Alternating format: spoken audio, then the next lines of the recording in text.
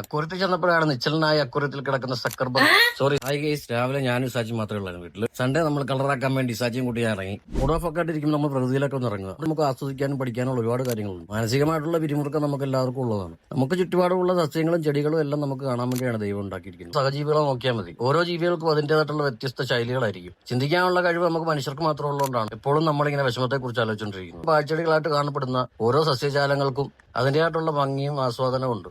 അതുപോലെ തന്നെയാണ് നമ്മുടെ മനുഷ്യരുടെ കാര്യം വരുമ്പോഴും ആദ്യം നാം നമുക്ക് തന്നെയാണ് പാഴാണെന്നുള്ള ചിന്ത കൊടുക്കുന്നത്. പിന്നീടുള്ള ജീവിതകാലം മുഴുവൻ ആ നെഗറ്റീവ് എനർജിയും കൊണ്ട് നമ്മൾ ജീവിക്കും. ഞാൻ വിഷയത്തിൽ തെന്നി മാറിയെന്നൊരു സംശയം. ഞാനും സാച്ചിയും കൂടെ സൺഡേ കളറാക്കാൻ വേണ്ടി നേരെ അക്വേറിയത്തിലോട്ട് വിട്ടു. കുറച്ച് ഗപ്പീസിനെയൊക്കെ വാങ്ങിച്ചിട്ട് നമുക്ക് പുതിയ പോണ്ടിലിടാമെന്ന് വിചാരിച്ചു. അക്വേറിയത്തിൽ ചെന്നപ്പോഴാണ് നിശ്ചലനായ അക്വേറിയത്തിൽ കിടക്കുന്ന സക്കറിനെ കണ്ടത്.